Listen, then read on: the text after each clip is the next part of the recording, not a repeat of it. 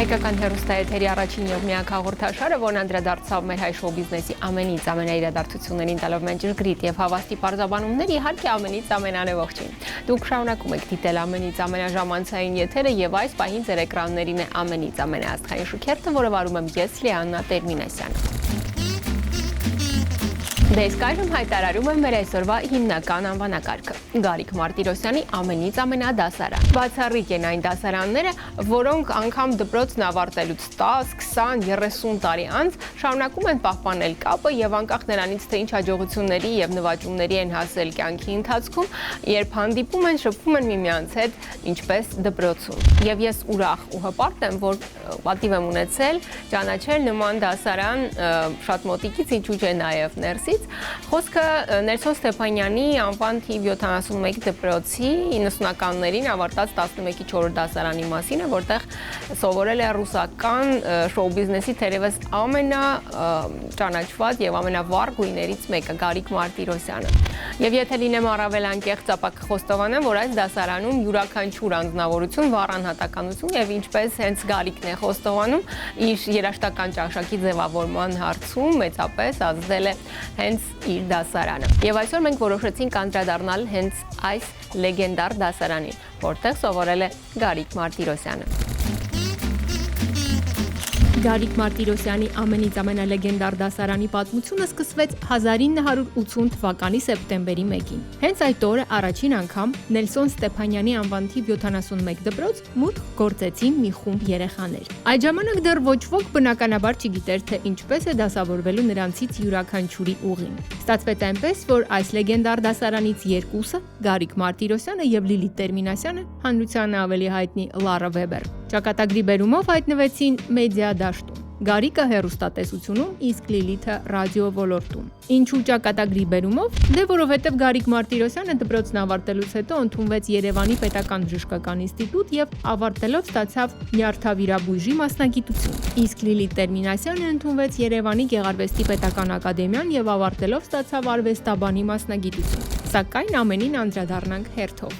Դպրոց գնացել եմ 6 տարեկանում։ Մենք դասին նստած 45 րոպե ինքը լինելով ավելի փոքր տարիքով հոգնում էր։ Վեկանում էր, սկսում էր ման գալ։ Չեմ հասկացել, որ ես допроց եմ եկել, որ դպրոցում ինչ-որ հատուկ կանոններ кан. Ասում էր Виляна Андреевна, я устал, я уже все сделал. Причем он очень серьезно относился с первого же дня к своим урокам. Но он не мог сидеть. Вот через 10 минут он писал что-то, а потом вставал. Гарик ջան, устал, да. Դեպի ես Վիլյանոր Անդրեевնային տեսել եմ դպրոցից հետո Համբուրգում, երբ որ մենք կավենով գնացել ենք համերգին։ Это был 98-й год. В Гамбурге вдруг узнаю, что приезжают КВНщики вместе с другими командами, команда наша «Новые армяне», где Гарик выступал. Я покупаю билет в первый ряд. Даже купила ему подарок, французские духи, и пошла туда. Ему большой сюрприз был. Вот эта фотокарточка, мы там сфотографировались с ним. В Москве весна, весна, весна, весна, весна. Цветет сосна, сосна, сосна, сосна, сосна. Висит на столе фонарики, на столе день скверик. Трудно, да, подпевать? Հիշում որ դասարաններ, առաջադրանքեր նկարել ծիտիկ ու ներկել։ Ես ահավոր վատ եմ նկարում առ այսօր։ Ես նստած էի Գարիկի հետևում։ Ես այնքան ասենց մի 3-4 րոպե Գարիկը նկարեց, Գարիկը նկարեց։ Մի րոպեում Գարիկը մնաց սիրուն ծիտիկի սիլուետ նկարեց, ասենց թուղթը գցեց հետև։ Ես այնց երջանիկ էի։ Գոնե մի անգամ ես նկարչությունից 5 կստանամ։ Я ставлю 2-4. Тише, тише, ребята, тише. А почему? Очень даже красивый рисунок. Հանճար մարդիկ իրենք իրենց աշխարհը ունեն, так вот մենք ունեցել ենք շատ լավ դասատու ռուսերենի եւ գրականության Սվետլանա Իվանովնա, օրերից մի օր հանձնարարել է մեզ Պոդնյուձեցիլի Նաշոլոխովի սովորել, ու մյուս դասին Գարիկը շատ էր ուզում, որ պատասխաներ։ Ասես արի պատասխանի, ու սկսել է պատմել։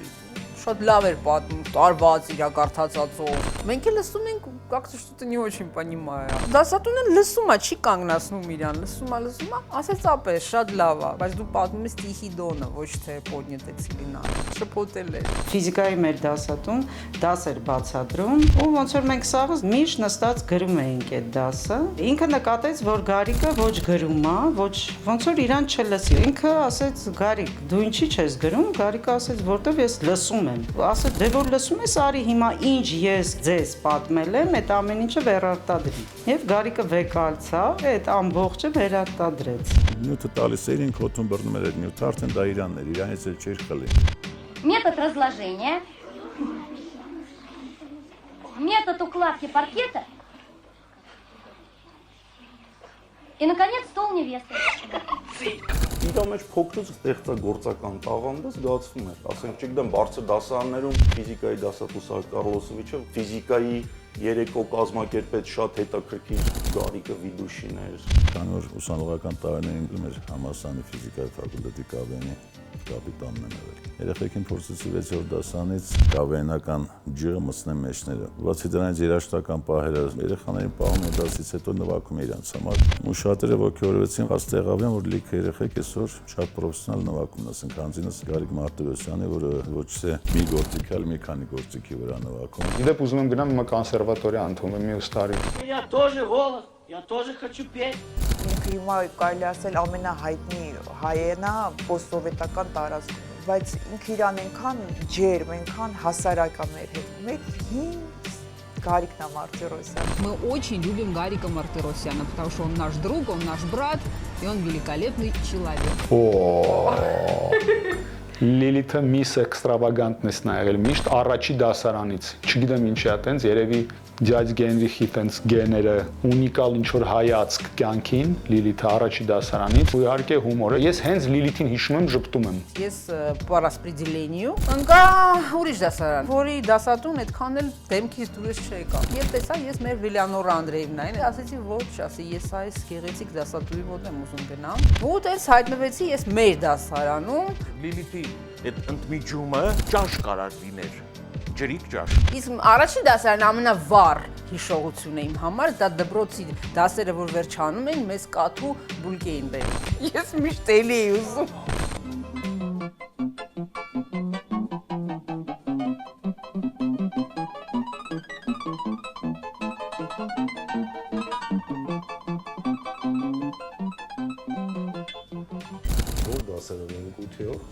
Ես իջնում եմ եկել Լիլիթն է տերմինասյան դուրս գալի, ձեռը շորա մի հատ, ասես զզվելով, լացելով, արդեն լացը գալիս, ասում Լիլիթ ինչ ա եղել, ես եմ արվեցա։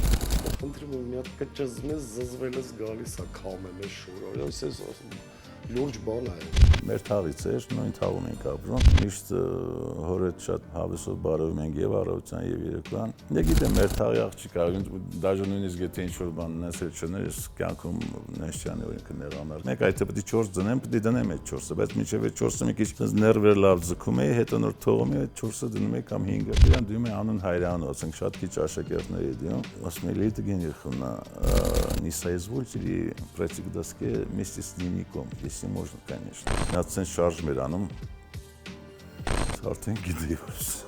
դաշը գնալ պետք է, ասում լավ Լիլիթ, ուզում ես թողում նավարը պատասխանեցի, դա։ Մեր դասարանում տենց մարդ չկա, որ առանց ժպիտի հիշի, հենց հավաքում ենք Լիլիթը մեր հետ, չի մեկը ասում է, բա Լիլիթը գալու է, բոլորը ժպտում են արդեն։ Այդ երեխում ոչ մնացել է այն մարդկային վերաբերմունքը, որ ես միշտ սերմանել եմ երեխեքի մեջ, որ ամեն առաջ հերթին մարդուն պետք է վերաբերել որպես մարդ, հետո մասնագետ, հետո պաշտոնյա, հետո մնացած այլ բաները։ Առանց Լիլիթ մեր դասարանը ես չեմ պատկերացնում, առանց նրա տրամադրության շատ ենք սիրում Լիլիթին։ Իսկ Լիլիթից ավելի շատ սիրում ենք իր քրոջը։ Это твой невозможно статус.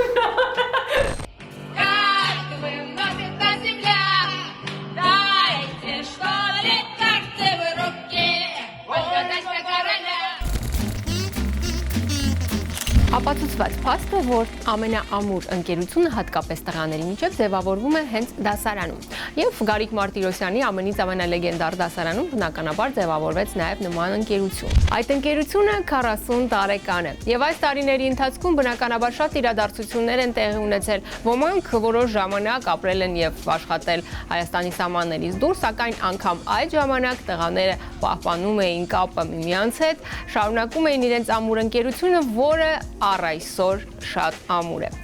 Դե իսկ ես շարունակում եմ ներկայացնել ձեր ուշադրությանը մեր այսօրվա շքերթի մասնակիցներին։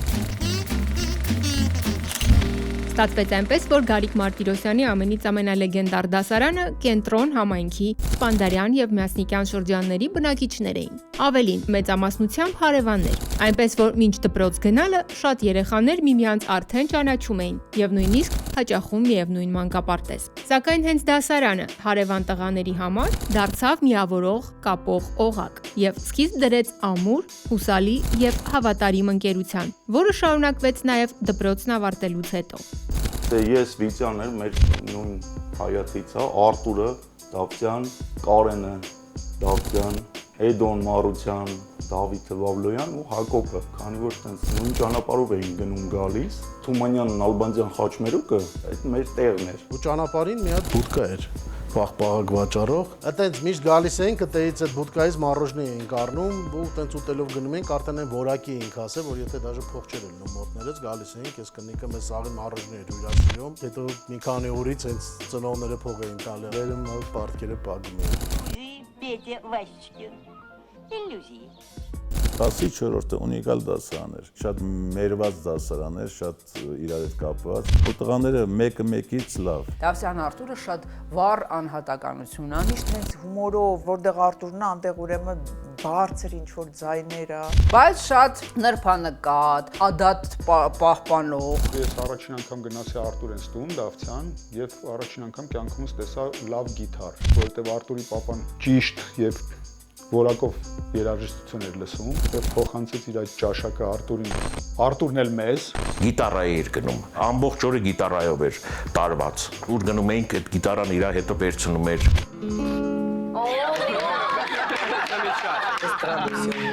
Действительно, ла-ла-ла-ла-ла, обыденно. Դավթյան Արտուրը ունիկում էր, ունիկում։ Այս հաստության աչոր ֆորմատի վրա գրված կա, Արտուր ջան մի հատ աչք անցկացրու։ Նայում էր, մեր ենք կոմ։ Այդ տղասում եկալ կարդա, վաղը պետք է ելույթ ունենանք։ Սա կորչ արդեն գիտեմ, ինչ գիտես այդ տղան։ Ինչ գրած է սաղկացում։ Առարկաներ կան, որոնք սիրում էին սովորել, առարկաներ կար, որոնք գտնում էին, որ իրանց պրոստը այնքան որ պավերտնաստ։ Չեմ հիշում տղաներից, որ մեկ ասեց Արտուր, ոնց ես դու հիշում պատմությունից, որ այդքան պատմում ես, լավ ստացում, ասում ապե, ես կարդում եմ, հետո պատկերացնում եմ։ Մի ժամ 20 րոպե, առանց մի րոպե ընդմիջման, անընդհատ ոնց կարա մարդ խոսա, այլանդակ մեծ արագության տակ։ Ես տենց մարդ չեմ տեսել։ Или метеорит только что упал на землю, рядом с местом проведения конкурса Chili Spark с Марком Твеном. Մեր դասարանի Վահեն եղել է շատ բոյով տղա միշտ, եղել է կարելի ասել լիդեր։ Վոլեյբոլ տիպար, երևի թե ամենահամիրա ֆիզիկական տվյալներով ինքը տենց խոշոր էր միշտ, բան համի սպորտով էր պարապում։ Չափերով մեծ էի միշտ։ Ես վերջի պարտային էի նստած։ Իր մոտ համառությունը, աշխատասիրությունը այնքան էր, որ ու ինքնասիրությունը, որ ինքը մտածում էր, եթե Գարիկը, Էջիկը, Կիրակոսյան Վիկտորը կամ Դավթյան Արտուրը sense կարան պատասխանեն առարկան, խիպտի ես չպատասխանեմ։ Ու գրատախտանգոտ ինքը իրան sense լրիվ տալիս էր այդ առարկային։ Ու միշտ իր գնահատականը մի բան էլ բարձր դնում էր, մանավանդ որ ինքը նաև լավ սպորտսմեն էր, լավ բասկետբոլ էր խաղում, լավ ընկեր էր, դպրոցից հետո էլի շատ հանդիպեցինք, ընկերություն արեցինք։ Ես հիշում եմ, որ գնում էինք իրանց տուն, ինքը ուներ տենց հատուկ կասետներ, այնվաղ կասետներ էր, որը ոչ մեկ չուներ, Մանու Ձիբանգո բան։ Վահեն շատ բարի մարդ է իր տեսակով, հասնող, հումորով նաև։ Стихи. Спой мне, милая подружка, бедной юности моей, спой мне песню, где же грушка? Сердцу будет веселей. Վիճային եմ հիշում շատ լավ, ոնց ենք գնացել Վիճայի ծնունդին։ Դա առաջին իմ կյանքում ծնունդն ա եղել, որ մենք գնացել ենք Վիճայի ծնունդին։ Մեզ էին նվերներ պատրաստել։ Իմ աշակերտական սիմպաթիաներից մեկը, որ զգում ես երեխան ընտանիքից է դուրս եկել։ Դավթյան Կարենն էլ սպորտով էր ապրում, բասկետբոլն էր շատ սիրում։ Ծանրակշիռ, խելոք, հանգիստ, բառը խոսքը դասարանում, դպրոցում միշտ քաշուն էր։ Կարենը միշտ եղել է շատ հանգիստ, բայց ամեն ինչից տեղեկացված։ Միջև հիմա էլ տենց է։ Ինձ երաժշտական ճաշակով մոտիկը Կարենն է, Դավթյան։ Կարենը ուներ շատ լավ դիսկեր, Elton John, George Benson եւ այլն։ Մեծ հաճույքով միշտ գնում էի իրենց տուն, շատ лав ժամանակ էինք անցկացնում։ Միջև հիմա լավ ճաշակ ունի Կարենը։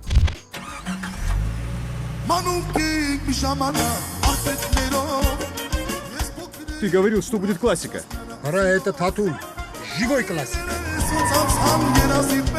Դավիթը Բաբլեն լսում էր Stevie։ Իրանց տանը շատ մի հատ գեղեցիկ սև գույնի ռոյալ կար։ Գնում էինք, Դավիթի եղբայրը Վահագը նվագում էր ռոյալի վրա Stevie երգերը, Դավիթն էլ երգում էր։ Վերջում Դավիթը գնաց Այո շոուում երգեց այդ երգերից մեկը, հաղթեց Այո շոուն։ Մեր դասարանում ամեն մեկը իր անհատականությունը շատ ուժեղ ձևի պահում էր։ Բոլոր տղաները, բայց Վահեի գլխավորությամբ կարելի ասել, եղել է մեր դասարանից բոլոր աղջիկների ոնց որ պատիվ պահողը։ Մեզ ոչ մեկ չէր կարող ոչ մի բան ասել, բայց մենք դրա մասին չէինք իմանում։ Մենք պրոստը ընդհանրապես խնդիր չէինք ունենում допроцում, իրանք երևի բոլորի հետ խոսում էին, բան։ Что? Еще? Тупая пуда! А ты здорово дерешься. Ну я же должен был вам помочь. Да, спасибо. Դպրոցը ավարտելուց հետո մեր տղաները ես գիտեմ, որ շատ մոտիկ են եղել, միշտ շփվել են։ Տղաները հիմնականում բոլորը միանման մտածող, միանման պրինցիպներ ունեցող կյանքը ապացուցել է, որ իրանք լավ մարդիկ են։ Յուրաքանչյուրի ծնողը կարա հպարտանա, որ ասի ես լավ մարդ եմ դաստիարակել։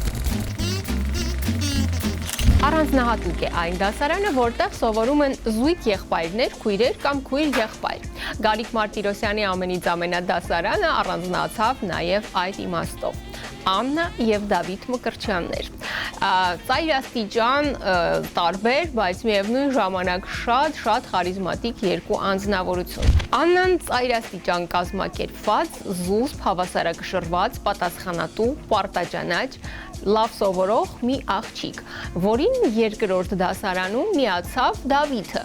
Ծայրաստիճան, չարաճճի, ակտիվ, հումորով,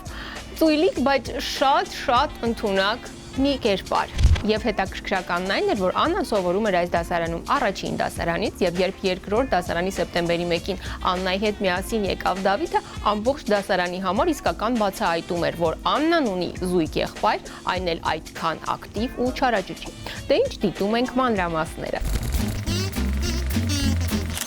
Թերևս բոլոր դասարանցիները միաձայն փաստում են, որ օրինակելի, լավ սովորող, շատ կազմակերպված ու պարտաճանաչ, համատեղությամբ նաև դասարանի ավագ Աննա Մկրտչյանը հաճախ հայտնվում էր անհարմար իրավիճակում, քանի որ զույգի եղբայրը Դավիթը միշտ առանձնանում էր իր չարաճճիությամբ։ Դավիթի դպրոցական արկածների մասին լեգենդներ են պտտվում, սակայն դրանք երբեք չեն եղել անհամ, ամեն ինչը չափի մեջ եւ կարևորը շատ մեծ հումորով։ Տղաները իրան այդքան լավ չընդունեցին, դե որպես ճուժակ։ Դավիթը իրան շատ արագ դրսևորեց, որպես աշխուժ տղա, ու շատ արագ մտավ կոլեկտիվի մեջ։ Երևի երրորդ դասարանում ենք կամ չորրորդ, մենք Վիկիպեդիան բացեցինք, նայեցինք Տոտո Կուտունյան երբ հա գրել Իտալիանո երգը իրա, տեսանք 83 թվականին ա եղել, երգը նոր էր լույս տեսել, իրանց ծնունդներ, ես չեմ հիշում ոչ մի բան այդ ծննդյանորվանից, բացի նրանից, որ մենք նստած ենք սենց դիվանի վրա, Դավիթի մաման ասում է, Դավիթ ասում է, միացրու տղաներին թող Տոտո Կուտունյա երգը լսեն, ես շատ լավ հիշում եմ ոնց է Դավիթը դնում սխմում է, սկսում է բանը, Lasciatemi cantare Con la chitarra in mano, lasciatemi cantare, sono un italiano. Գիպերակտիվ երեխա է։ Ես հիշում եմ, որ ինչ որ Դավիթին հակաբան էր դասատուն ասում, ու ինչ որ երեխաներից մեկը փռշտաց, դասատուն ասում է, տես ինչքան ճիշտ եմ ասում, այդ երեխան երկրորդ անգամ փռշտաց, Դավիթ ասում է, որ մի բանի վրա երկու անգամ են փռշտում, սուտ է։ Ամեն ինչը ես էի իրան, հետևում էի իր դասերը, ու պատասխանատվությունը ին վրա էր ընկնում, ու անընդհատ մամային ես պետքա պատմե, թե ինքը դպրոցում դասի եղել է, չի եղել։ Ինքը հակարվում էր իմ հետ, ասում էր տունը կասեմ, բայց բան չէր ասում։ Որ ինձ հանկարծ ուսուցիչը ասում էր անպայման մամային կկանչես դպրոց, ես ամբողջ ճանապարհ մտածում էի, ոնց դա ասեմ մամային, որ համ իրա վրա չջղայնանան, Համ էլ բայց դասատուն խնդրել է, չէ, որ մաման գա դպրոց։ Ինքը ինձ խնդրում էր, որ ես չասեի մամային։ Ու ես դրանից օգտվում էի, շանտաժ էի անում, հա։ Որ Աննան իմ ամենամոտիկ ընկերուհին էր, ամեն անգամ տնօրական ժողովից հետո, երբ որ Դավիթի ճակատագիրը բոլորիս համար պարզ էր ոնց էր դասավորվելու։ Գողանյանը Իրինայի մաման, որ դուս էր գալի մամայի հետ իրար հետ դպրոցից, իրան կանչում էին։ Դեն համոզում էր իմ մամային, ասում էր եկեք մեր տուն էլի գոնե այդ ծեծ ուտելու կես ժամ ուշ է էլի գոնե ապահովելու համար։ Մենք միշտ գնում ենք իրանց տուն, մամաները կոֆե էին խմում, մի քիչ երևի փափկում էին։ Էլի ինչ ես երես մարդուն։ Այս անգամ բան չէր է։ Երկու ամիս հետած չի գա։ Այդ դու ամեն օր այդպես լրջորեն ուշ կերտաս։ Հետաքրքիր էր, որ ես դասերը բարձր էի կարդում, ամեն մի դասը։ Ես չգիտեի դրա մասին, որ ինքը մյուս սենյակում նստած է ու լսում է այդ ամեն ինչը։ Ես որ գնում էի դասի, իրար հետ գնում էինք։ Ես ասում եմ, հա, հեսա քեզ կհարցնեն, դու ոչ մի բան չգիտես, բայց պարզվում էր, որ ինքը ինձանից լավ էր այդ դասը պատասխանում։ Իսկ կարող ես ցույց տալ կերտը։ Աբրիս, ներողություն արտահայտությանս կուրս որտեղ է գտնվում։ Կուրս գայտա։ Վերև տուլայ մոդը։ Հետո Սա ջղայնանում է, ասում է, բայց ինքը չի սովորել, ոնց է ինքը այդ դասը պատասխանը։ Ինքը ինձ ասում էր, երբ որ դու կողքի սենյակում բարձր կարդում ես, ես այդ ամեն ինչը լսում եմ եւ ընկալում եմ։ Հետո աղջիկի լյուբիմչիկն էր, ոչ թե միայն մեր դասարանում, ինքը դպրոցում սա աղջիկ, դաժե մեծ դասարանի աղջիկը Դավիթին այնց շատ ուժեղ ձևի համակրում էին։ Դասատուները ինչ-որ մի խնդրանքով կամ բանով դիմում էին, մենք էլ իրանց սա խնդրանքները անում էինք։ Դպրոցից դասած ժուրնալ կորավ։ Նենց արիցի եկավ այդ ժուրնալները հետ, մարդ խաբար չի։ Դրա համար լավ էին վերաբերվում։ Кстати, Сыроежкин всегда был хулиганом. Да. Правильно, нечего выгорать. И должен вам сказать, что это очень интересно придумано. И сам он очень интересный ребенок. Մի անգամ մենք պետք է գնայինք էքսկուրսիա, ավտոբուս չունեինք։ Ինչ անենք, Դավիթ ասեց մի հատ տեղ գիտեմ, ավտոբուսի պարկա։ Գնանք այնտեղ միգուցե ինչ-որ մեկի հետ փորձենք մի բան գտնենք։ Գնացինք գտանք այդ մարդուն, Վաչո էր անում, սպիտակ ու կարմիր գույնի լազ ավտոբուս էր քշում։ Վերջը ծանոթացանք, եկավ մեզ մի անգամ 2-3 տարավ, արդեն մտերմացել էինք, ամեն անգամ մեր տեղ գնալուն ինքն էր գալի տանում։ Մեր դասան երկրորդ հարկում էր, Դավիթը պատոհանը բացել էր, պադակոնիկով բարձրացել էր եւ մյուս կողմից պատի կանգնել էր, պատկերացնում եք, չէ՞։ Որ դասատուն մտնի Սերգեյ Արշակովիչը ինքը վախացնի, չգիտեմ խենք տենց բան որոշ։ Որ Սերգեյ Արշակովիչը մտավ դասը սկսեց Դավիթը որոշեց վախացնել, բարձրաց որ ինքը չի կարա շատ սենց արագ վախացնի, պետքա ինչ-որ սենց կամած գա այդ պատի կողքով։ Սերգեյ Արշակովիչը նկատեց, որ Դավիթն է, վախեցած պանիկայի մեջ ինձ վեր թռավ ու մոռացավ Դավիթի անունը, բոլորի անունը տվեց միջևա։ Հեջի, Կարիկ, Վահիկ, Կարյան, Արտյոմ։ Ինչով հասավ Դավիթին միտքը։ Սարգիս, Սմբատ, Արսեն, հանգիստ։ Անան եղել է մի շատ կազմակերպված, եղել է ավակ դասարանի։ Ու իմ համար եղել է դա մեծ պատասխանատվություն, կստացի ձեռք բերված դպրոցում այդ պատասխանատվությունը ինձ օգնեց պատասխանատվություն իմ ընտանիքի հանդեպ, իմ երեխաների հանդեպ եւ իմ պացիենտների հանդեպ։ Գարիկ Մարտիրոսյանի ամենից ամենալեգենդար դասարանում իրենց ինքնատիպությամբ, հումորով, երաժշտական ճաշակով միշտ տարբերվել են նաև աղջիկները։ Ինչ վերաբերում է 10-րդ աղջիկներին, սենց էր մոտեցումը։ Հումոր կա, հումոր չկա, ֆիզիկա կա, ֆիզիկա չկա, չկար մեկը, որ այդ դասանում, ասենք, հումորից զուր կլներ, առարկայի նկատմամբ անտարբեր լիներ։ Գայանեն շատ ուրախ, պայծառ, հումորով, человек праздник, который всегда с тобой, если перефразировать Хемингуэя։ Գուլբազյան Գայանեի համար ուշքս գնում է դպրոցում, մեր հումորն է նույնը։ Մեր դասարանը ամենաերիտասարդ երևացող, շնորհակալ սաղս լավ եք պահպանվում, բայց ամենաառաջինը, որը դարձել է տատիկ։ Եվ ես շատ կուզեի, որ Գուլբազյան Գայանեի, հիմա արդեն Մնացականյան Գայանեի պես տատիկ ես ունենայի։ Ես ինքս շատ մոտիկ եմ Պողոսյան Մարգարիտայի հետ, Օգանեսյան Իրենայի, Վարդանյան Կարինեն, 32 տարի ընկերություն ենք անում, ես շատ ուրախ եմ, որ մեր երեխաներն են հիմա իրար հետ ընկերություն անում։ Ես ու Տարան նստում ենք առաջի պարտային, Էդիկն ու Մագան նստած էին մեր հետևը, բայց նստած ենք սենց շախմատաձև։ Գարիկն ու Էդիկը գիտենք, որ բոլոր առարկաներից մենակ 5-ը, ու որ ստուգողական էր լինում, մենք դենց էինք անում, որ մի քանի հոգին Էդիկի հետևը նստի, մյուսը Գարիկի հետևը, որ կարողանանք ինչ-որ արտագրենք, խնդրենք մեկը մեկին ուղարկի։ Зайчик как раз в это время был дома, завтракал морковкой. В чем дело, Маша? Ни в чем. Օգանեսյան Իրենայի կույրավիկն էին վիրահատել, դասարանով փախել էին, գնացել էինք մոտային։ Դե պահակներ էր կոմունիստների վաղկայնում սպիտակ խալաթով։ Վիզա էր մի հատ, ներս չէր թողում, Գարիկը Մարտիրոսյան տետրից մի հատ թուղթ պոկեց, 1 ռուբլի չափով ճղրտեց, վրան գրեց 1 ռուբլի գրիչով, ասաց լավ ճմռեց, ցալեց, ասաց ձյաք ջան թող մտնենք էլի ես քեզ, ասաց անցեք լավ, ման զգաց բան են դրել։ Խեղճ Իրենային այնքան ծիծաղացրին, կարերը բացվավ, Իրենայի մաման մտավ ներս, ասաց խնդրում եմ գնացեք, դուս եկանք, հիմա այս պահակը չի թողում դուս գան։ Ասում եմ 1 ռուբլի եք ֆալշիվի տվել, ֆալշիվի չէ, թղթի վրա նկարը։ Վերջ չեմ հիշում, կոպեկ տվինք, թե ինչ մի ձևի դուս եկան։ Լավրեսել մատ թափ տվել։ Թե Կարան, թե Իրենան ունեին ծիտրած դրուժբի, պետքա դու ինչ որ հարցերի պատասխաներ։ Եվ մի հատ հարց կար գրած էր, որն է ձեր սիրած գույնը։ Ես գրել էի նարնջագույնը, Կարան թե Իրենան ինձ ասում են, ամոթ է, էլի մարդու սիրած գույնը չի կարող լինի օրանժևի։ Գոնե գրի կապույտ, ասում, բայց ես օրանժևին եմ սիրում։ Ես շատ լավ հիշում եմ, ոնց եմ ես ճուզելով սենց ջնջում գրում կապույտ։ Այդ դեպքից հետո ես որոշեցի էլ ոչ մեկին կյանքում չլսել։ Օհանյան Իրինան եղել է միշտ գերազանցիկ, միշտ սիրուն մազերը հուսած, շատ հետաքրքիր գեղեցիկ շորեր էր նա հագնում, որով իր մաման ու տատիկն էին իր համար շատ սիրուն կարում եւ գործում։ Դե բոլորը ասում են, որ ես կրծող եմ, հա, ես գերազանցիկ էի։ Տղաները որպես գերազանցիկ ու кырцող մազերի հետ շատ էին խաղում, կապում էին հետևի պարտային, որ ասես բերքանայի պարտան։ Жили все-таки корошка. Чего тебе надо? Ты что на меня уставилась?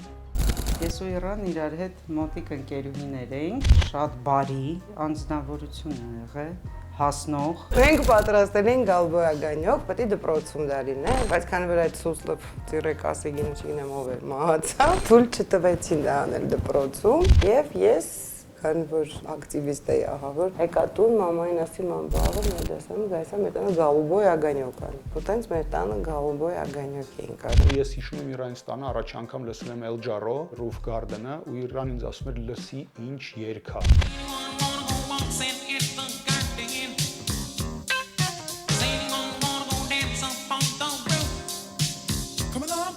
Մեկ է հիշում եմ, որ Սահակ Կարլոսովիչը ռակ էր բերել դասարան։ Ես պահում էի ռակին տանը, իր անունը Սակոյ էի դրել։ Երևի որ Սահակ Կարլոսովիչն էր, իր անունը Սակոլին։ Հետո այդ ռակը դեսատկեր։ Ես տեն շատ տխուր եկա դպրոցում, բան, ինչ-որ ասաց Իրա ինչ ես անդրամադիր, ասի Սակոն մահացել է։ Птичку жалко։ Իհարկե մեծ պատիվ է, որ ռակի անունը դրել են Սահակը, իսկ իր վերաբերմունքը եւ դասին, եւ ինձ, եւ դասային հրաշք էր շատ լավ։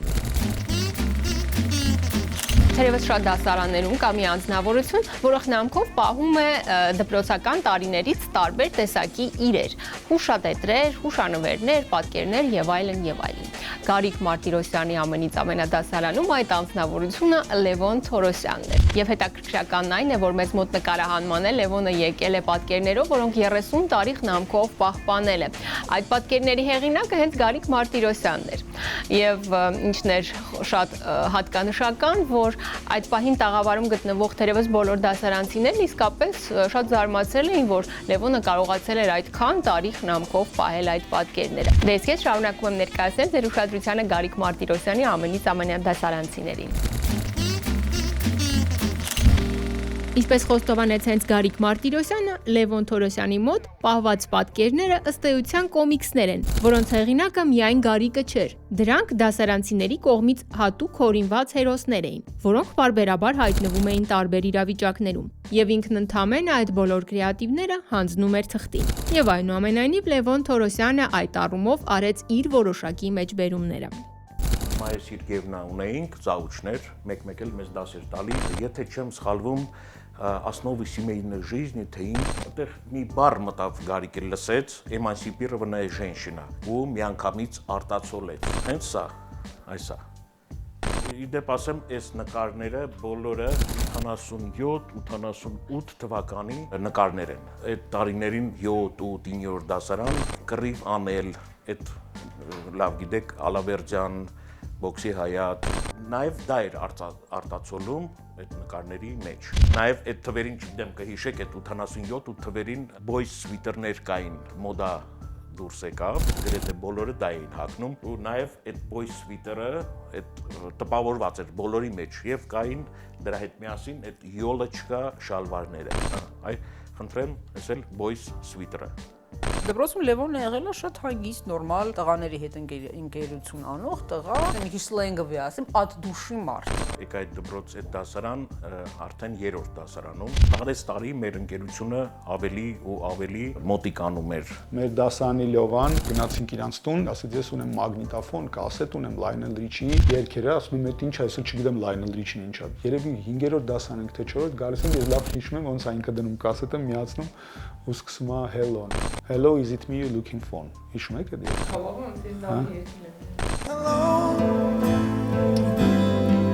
Is it me you're looking for? Արմինեի հետ մենք ընկերություն էինք անում շատ մտերիմ եւ մեր տան մոտերքն էին ապրում, միշտ իրար հետ էինք դպրոց վերադառնում ու մեր մամաները հերթով էին մեզ վերցնում, հետո էլ իրար տուն էինք գնում, շփվում էինք իրար հետ շատ։ Երբ որ մեր մամաները ծնողները ուշանում էին, ասում էին Արմինե ջան, արի գնանք մի քիչ այն անկյունում լացենք։ Նիրիվի։ Էդի դիրիվես, իլի երիվո։ Ярիվո։ Այ նիրիվո։ Նիրիվի։ Հիշում եմ, որ մի անգամ դասից փախել էինք եւ գնացել էինք կինո դիտելու, մոտակայքում սրճարան էր, որտեղ աշխատում էր իմ հայրիկը, ոգևորված ես ասացի եկեք գնանք, պապայիս կաֆեն էստեղ է, գնանք։ Մենք ամբողջ դասարանով լցվեցինք։ Ինքն դեղից հեռվից տեսավ Զուլիայից հասկացել է, որ դա մեր дасаրանն է։ Սենց սեղանները կպցրեց, տենց նստեցինք, շատ հավես ժամանակ անցկացրեցինք։ Ну что же, не могли 5 минут подождать? Ой, я тоже мне. Да мы тебя 10 минут ждали. Вот именно. Смотрите, игрушку видали? Ну и что? Да так. Թերևս բոլորը կհավաստեն, որ ամենավառ հիշվող առիթներից մեկն ամբողջ կյանքի ընթացքում մեզ համար միշտ մնում է դպրոցական ավարտական երեկոն, վիպուսկնոյը, որից հիշվում է ամեն ինչ, ցանկացած մանրուք։ Եվ պատահական չէ, որ Գարիկ Մարտիրոսյանի դասարանում Արմինե Սարգսյանի անունն առաջին հերթին ասոցիացվում է հենց ավարտական երեկոյի հետ, քանի որ այդ պատասխանատու երեկոն տեղի ունեցավ հենց իր տանը։ Ավարտական երեկոն ես հիշում եմ մենք անցկացրեցինք մեր դասարանի Սարգսյան Արմինեից տանը։ Պարզ էր ամեն ինչ, այնց կայֆ էր, ոչ մեկ չէր գնացել մեյքափ, ինձ ուրախ ա եղել։ Hello-ի տակ ինձ պարում էին դիստանցիայով։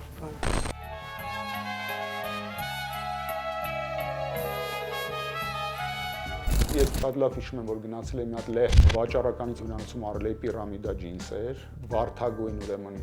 վերնաշապիկ, հենց մտա Արմինեից տուն, մեծ սենց ղազանով թութ էր դրած, ոտով սենց խփեցի դա,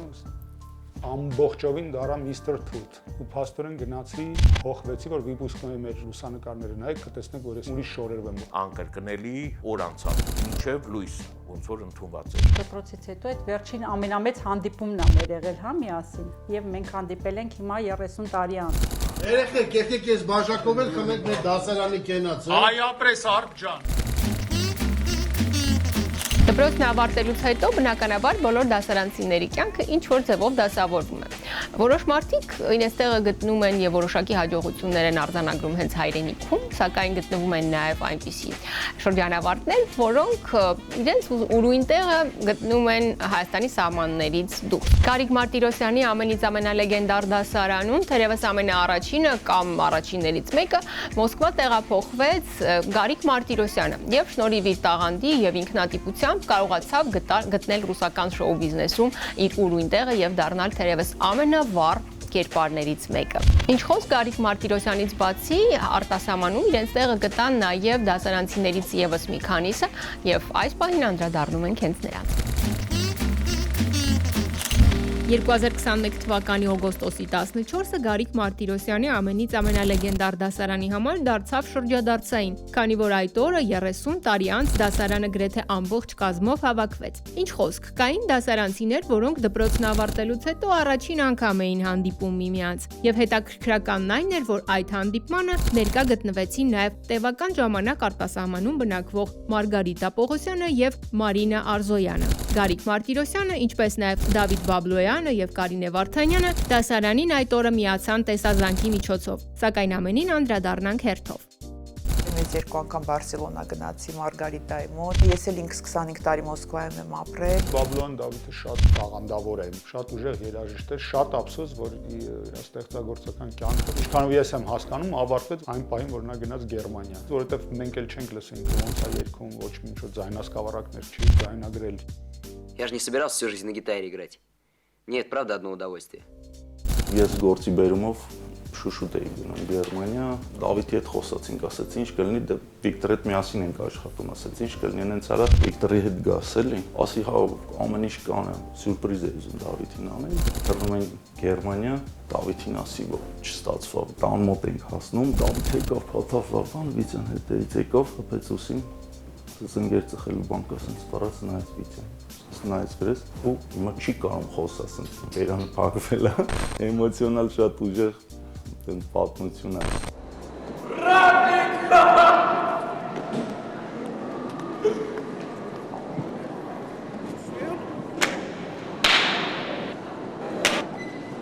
Краб! Привет, Саватаnem, как ты долетел? Нормально. Մանյան շատ լավ հիշողություն ունի, ինքն էս բաներ է հիշում, որը որ մենք կարծես թե մոռացել ենք, Մանյան ասում է, չէ, էս հիշում եմ, սենց էր հիշում եմ, մամա տեսպես էր ասում, այնպես էր ասում։ Նստում էի Մարինայի հետ Արզոյան, վերջին տարիները,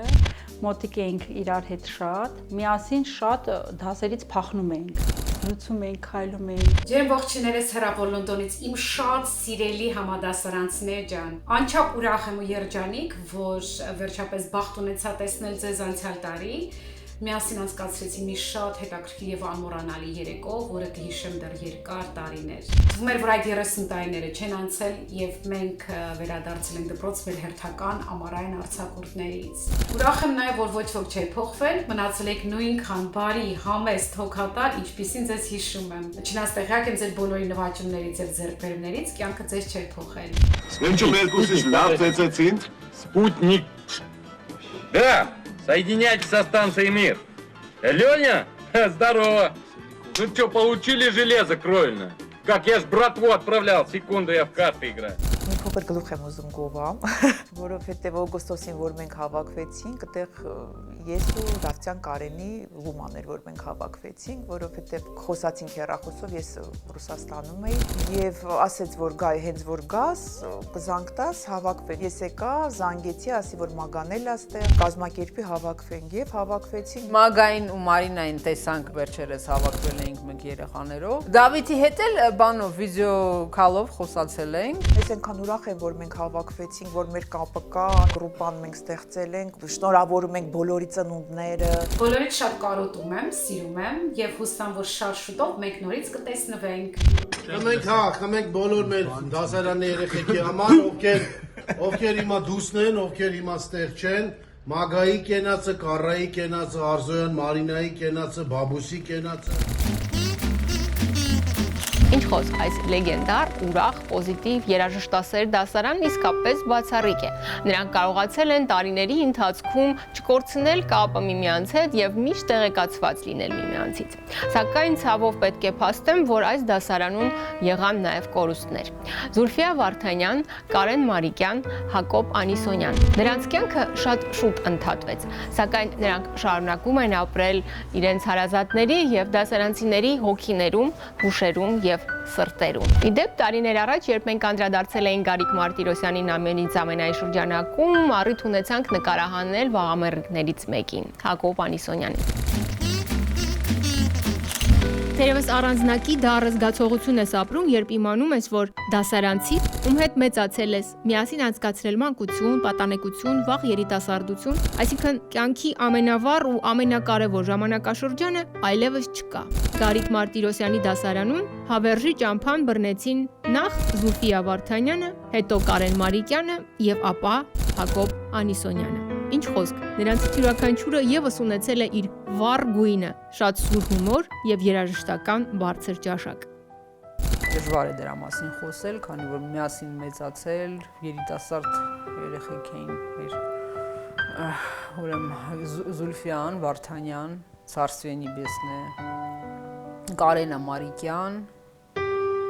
եւ մեր Հակոբը Անիսոնյան, որը շատ հումորով տղա էր, շատ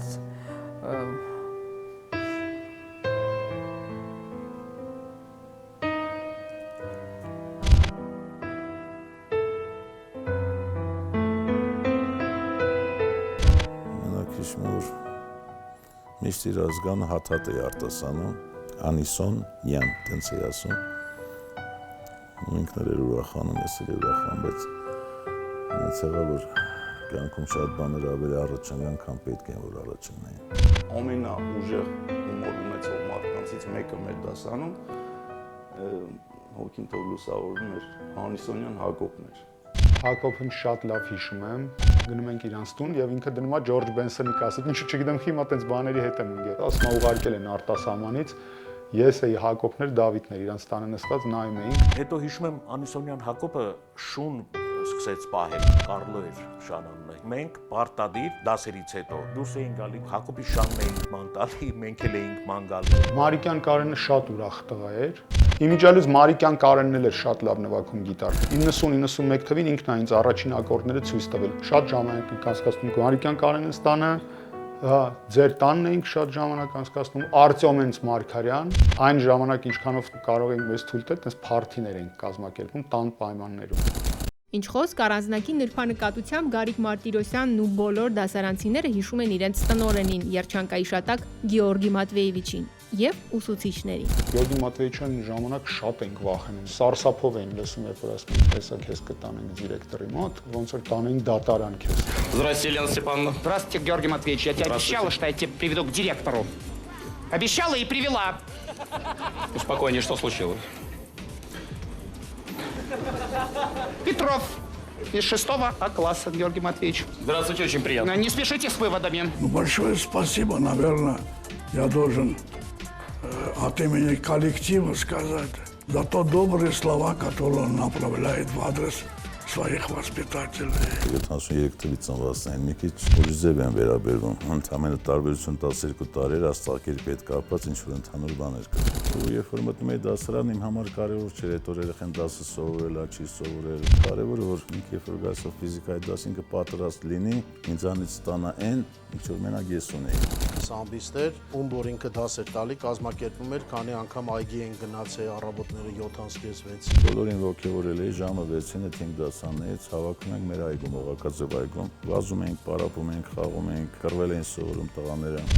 Раз, два, три прихлопа, раз, два притопа, раз, два, выше ноги, колени не сгибать, раз, два, раз, два։ Ժամը 8-ին արդեն դպրոցում պատրաստ սպասում են դասերին։ Դասերից հետո ժամը 2-ից հետո թատերական խմբակներ էի սարքել տարբեր տեսակի։ Ու տենց ամբողջ օրը զբաղված էր լինում մինչև ժամը 6-ը։ Սա Կարլոսովիչը ուրեմն ինչով էր հայտնի։ Դպրոցական թատրոն էր սարքել։ Սաղասը մեր մասնակցությունները ունենում ենք, համ Եսայան Վահեն, համ Մարտիրոսյան Գարիկը, համ ես, համ Դավիթը Մկրտչյան, համ Լևոնը Թորոսյան, Էդիկը Մարուտյան։ Նրա ղեկավարությամբ մտածում ենք այդ սյուժեները, ռեկվիզիտ ենք սարքում, փորձ ենք անում, ինչ-որ մուզիկա ենք գրում եւ ելույթ ենք ունենում։ Ես իրենց սովորացնում եմ մտածել առաջին եւ երկրորդը սովորացնում եմ ամեն ինչին հումորով վերաբերվեն։ Արդյունքում եղավ այն ինչ որ եղավ, ու ես շատ գոհ եմ։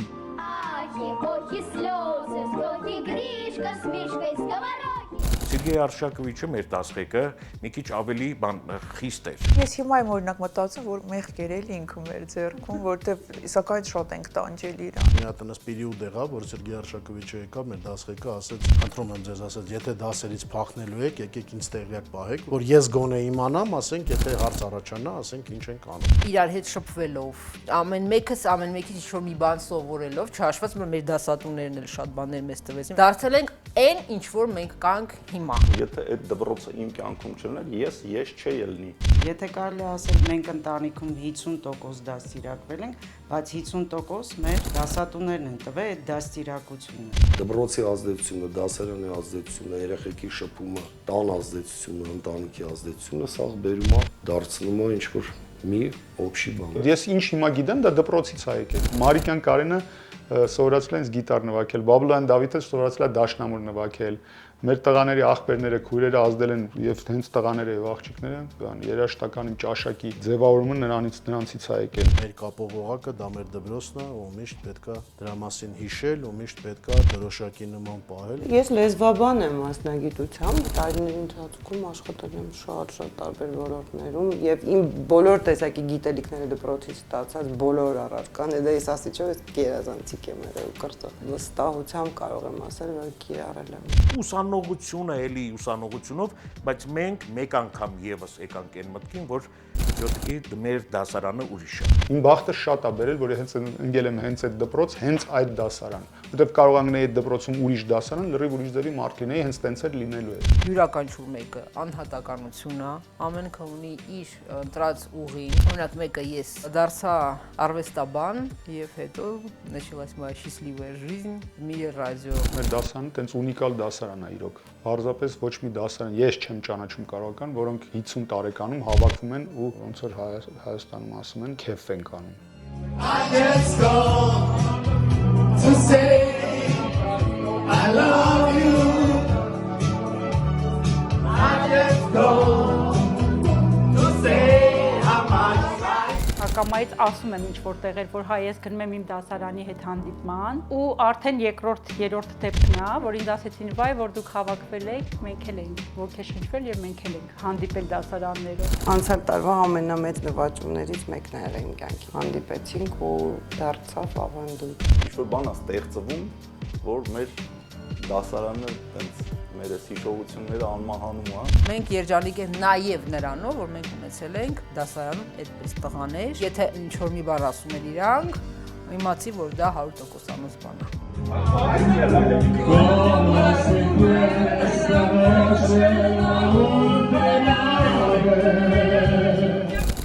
Արդեն 60 անցեմ, միլիարդատեր չեմ, միլիոնատեր չեմ, բայց ես մի քիչ կարող բարձրագույն թվես մուլտիմիլիարդատեր եմ։ Դեռ այսքան երեխեք ունեմ դաստիարակած, այսքան ներդրում ունեմ արած։ Երբ որ ինձ ասում են, բա ինչ ես արել այս պետության համար, ասում ես պետության համար ես մարդ եմ դաստիարակել, մեծ ատառով մարդ։ Մեզ շատերն են ճանաչում այս քաղաքում ու ոչ միայն այս քաղաքում ու բոլորը բարի նախանձով են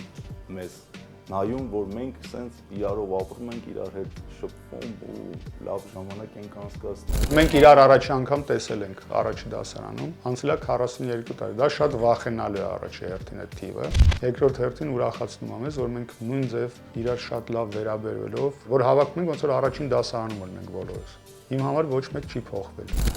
Կարևորը որ 42 տարի հետո էլ հավաքվենք։ Դրան է պետք ձգտել։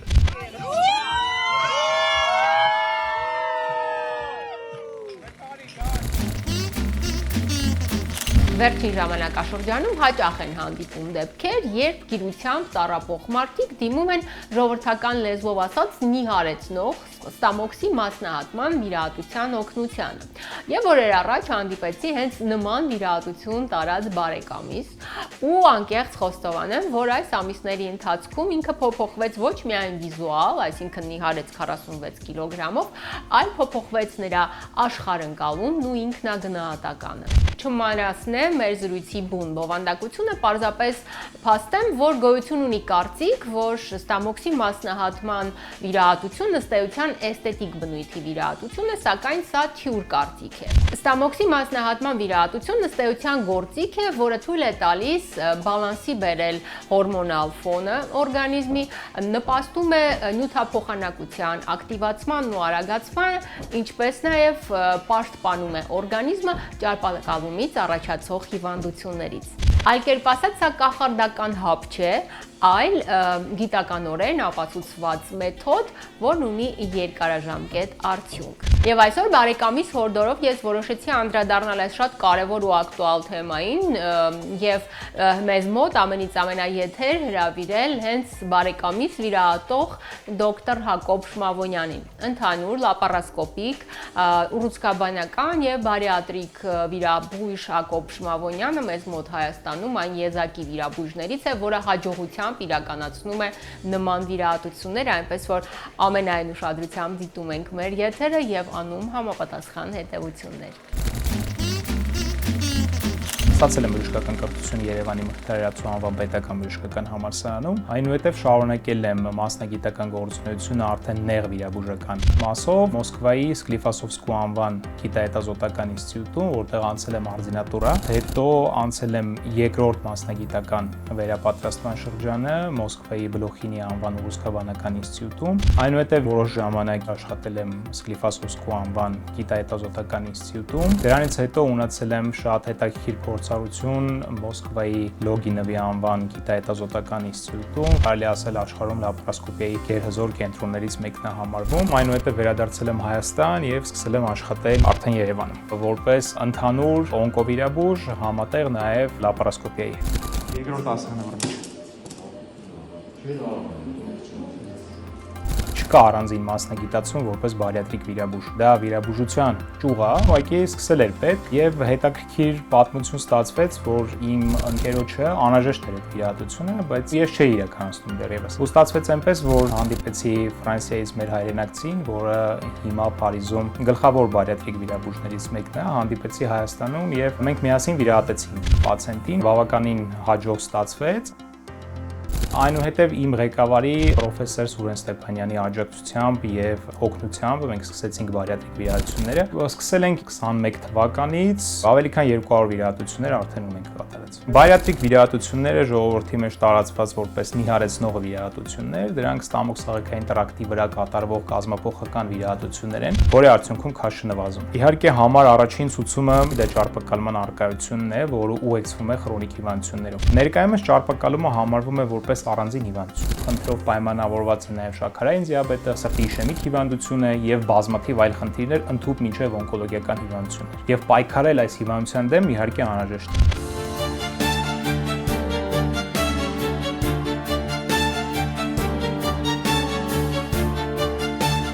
Քանի որ ճարպակալում ունեցող անձը, եթե մարմնակառուցվածքը իր տեսքը իրան դուր չի գալիս եւ վիրահատությունից հետո ազատվում է ավելորդ քաշից, ազատվում է կոմպլեքսներից, դա իհարկե էսթետիկ նշանակություն ունի, բայց երբեք չի կարելի բարիատրիկ վիրահատությունները համարել որպես էսթետիկ վիրահատություն, պլաստիկ վիրահատություն, որովհետեւ ուղղված է առողջության վերականգնմանը, բայց իհարկե կոսմետիկ էֆեկտը կա։ Ստամոքսը ցույց տվեք, դոկտոր։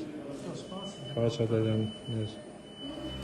Կարելի է համարել իրեն անվտանգ վիրահատություն, միջին բարդության վիրահատություն, բայց ցանկացած պարագայում պետք է գնահատվեն բոլոր ռիսկերը։ Եվ ոչ թե պետք է վախենալ բարդություններից, այլ պետք է ճիշտ կանխարգելել դրանք եւ բարդությունների նույնիսկ առաջացման պարագայում պետք է ճիշտ վարել բարդությունները։ Այդ դեպքում հնարավոր է խուսափել վատ երգերից։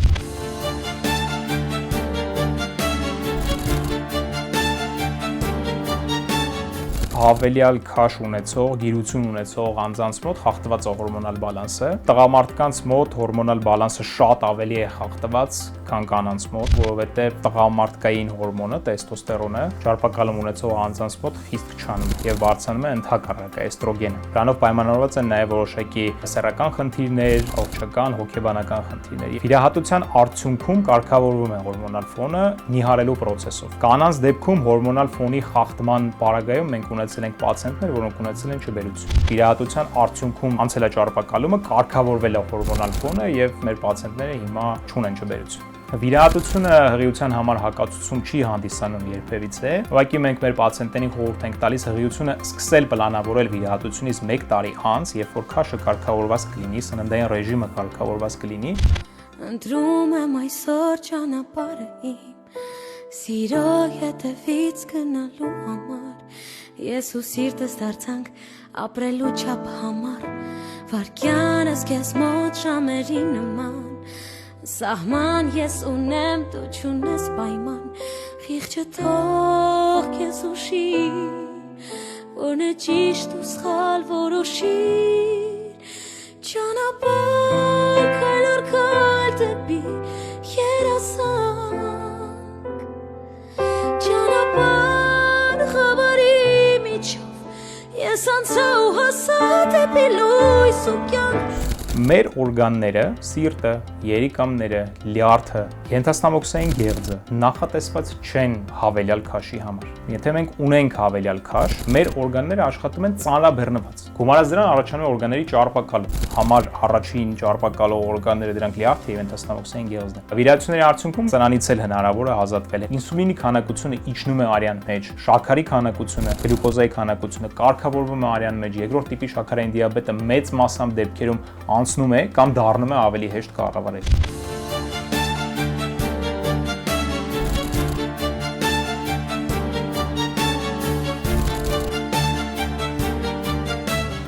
Ոսկրային եւ հոդային համակարգը նույնպես նախատեսված չեն նման քաշերի համար։ Եվ ես հաճախ պացիենտներ եմ ունենում վնասվածքաբանների կողմից։ Մարդու ունի էնդոպրոթեզավորման կարիք, բայց 150 կիլոգրամ քաշով պացիենտին էնդոպրոթեզավորում չեն անում, էֆեկտիվ չի։ Հատ պետք է նիհարի գա նորմալ քաշի, որից հետո կարելի է կատարել վիրահատությունը։ Կարելի է համարել միֆերից մեկը, որ նյութափոխանակությունը ակտիվանում է վիրահատությունից հետո։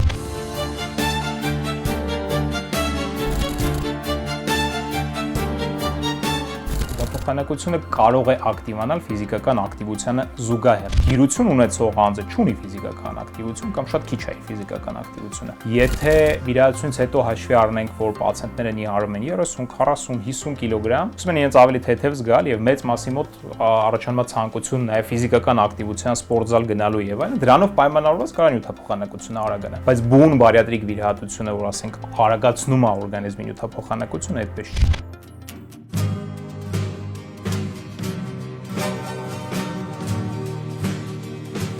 Իհարկե, կյանքի որակը փոխվում է, բարձրանում է ինքնագնահատական ինքնավստահությունը, բայց շատ խիստ փոխվում է սննդային ռեժիմը։ Եթե պացիենտները կարող էին մինչև վիրահատությունը շուտել ամբողջ օրվա ընթացքում, հետո ուտել մեծ քանակի երեկոյան, բարիատրիկ վիրահատությունից հետո դա հնարավոր չի։ Հնարավոր չի ուտել այն, ինչ դու ցանկանում ես ուտել այդ պահին։ Սնունդը պետք է լինի չափավորված։ Առավել եւս վիրահատության առաջին ամիսներին պետք է լինի բժշկի խիստ ցուցմամբ։ Իհարկե, վիրահատություններից տարի, 2 տարի հետո պացիենտը կարող է ուտել այն, ինչ ուզում է, բայց քանակությունը, չափը լինում է խիստ սահմանափակ։ Այսինքն մենք սննդին վերաբերվում ենք արդեն ավելի լուրջ։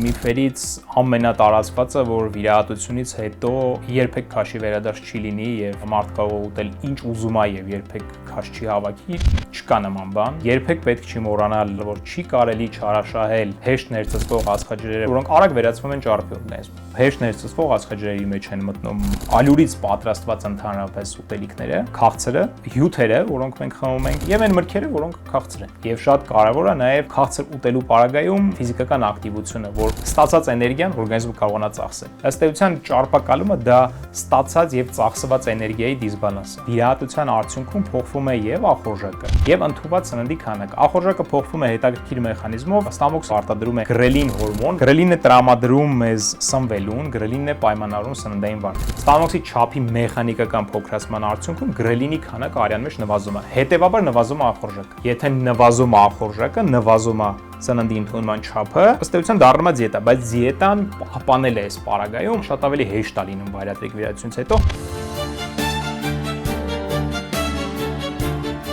Պրոցեսը ընդհանուր կախված է տարբեր հանգամանքներից, ինչքան է տևում։ Ըստ էության կապված է նաև պացիենտի ընդհանուր առողջական վիճակից։ Անցնում ենք նախապատրաստման շրջան։ Նախապատրաստման շրջանի մեջ ներառվում են բոլոր հարակից մասնագետները, որոնց անհրաժեշտությունը կա։ Շատ կարևոր դեր ունի բարիատրիկ վիրահատությունների դեպքում անեսթեզիոլոգիական թիմը, որն հաճախ մասնակցում է հիվանդների պատրաստման գործընթացին, որպեսզի անեսթեզիայի process-ը նույնպես լինի անվտանգ։ Եթե չունենք ուղեկցող ծանր խնդիրներ, հետազոտությունները դրանք ստանդարտ հետազոտություններ են, հետո կատարվում է անեսթեզիոլոգի խորհրդատվություն, հետո եթե մենք գնահատում ենք, որ պացիենտը կարող է գնալ վիրահատության, նշանակում է վիրահատության օր։ Քանի որ վիրահատությունը լապարասկոպիկ է եւ չկան մեծ կտրվածքներ, հետեւաբար ցավը համեմատաբար ավելի քիչ է բաց վիրահատությունների հետ, պացիենտը առաջի օրը քայլում է, շարժվում է, կարող է ջուր խմել։ Հաջորդ օրը մենք արդեն սկսում ենք սնունդ եւ պարտադիր իրականացում ենք ռենտգեն հետազոտություն ստամոքսի կոնտրաստ նյութով, որից հետո պացիենտներին տալիս ենք հատուկ ռեկոմենդացիաներ եւ դուրս գրում։ Հետո պացիենտները իհարկե մնում են մեր հսկողության տակ առաջիկա օրերին, մինչեւ առաջիկա ամսվա ընթացքում, որից հետո արդեն պարբերաբար կապի միջոցներով հանդիպում ենք կամ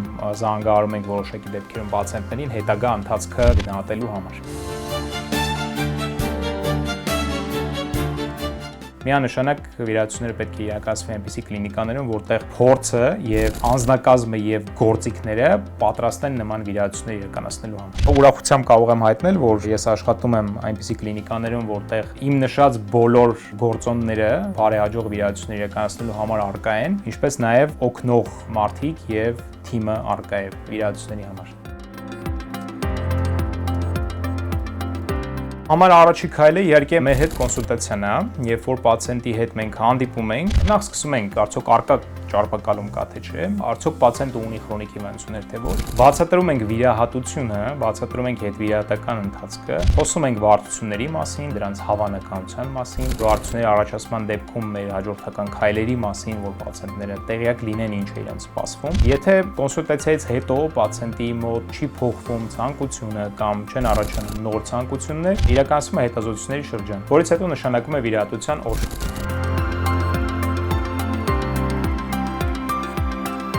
Ընդհանուր process սովորաբար, եթե իհարկե չկան ծանր ուղեկցող հիվանդություններ, 1 շաբաթից մինչև 15 օր ընկած ժամանակահատվածում հնարավոր է այս իմ նշած ցիկլը ավարտել։ Իհարկե վիրահատություններից հետո կան որոշակի խնդիրներ եւ խնդիրներ, որոնք կարող են համարվել նորմայի մեջ, դա սրտխառնոց փսխումն է, որը պացիենտների մի մասի մոտ առկա է, մի մասի մոտ առկա չէ։ Նորմալ չի սրտխառնոց փսխումը, երբ որ դա երկար է տևում, օրվա մեջ մի քանի անգամ է։ Նորմալ չի հետվիրահատական շրջանում բարձր ջերմությունը, արտահայտված ցավերը, ընդհանուր թուլությունը, այսինքն սրանք այն ախտանիշներ են, որոնք մենք դուրսգրման ժամանակ պացիենտների ուշադրությունը կենտրոնացնում ենք եւ կապը պացիենտների հետ առաջիկա ռիսկային օրերին իհարկե պահպանում։ Հետաքրքիր դեպքերից կարող եմ առանձնացնել մի դեպք, երբ որ պացիենտը ուներ 240 կիլոգրամ քաշ եւ չէր քայլում։ Հետեւաբար չէր աշխատում, երիտասարդ տղամարդ է, 45-46 տարեկան, ուներ բազմաթիվ սոցիալական եւ առողջական խնդիրներ։ Նախապատրաստական աշխատանքից հետո պացիենտը վիրահատվեց, մինչեւ հիմա կապի մեջ ենք պացիենտի հետ։ Հիմա աշխատում է, ունի 150 կիլոգրամ քաշ, վերադարձել է սոցիալական կյանքին։ Նման դեպքերն են, որ մենք առանձնացնում ենք։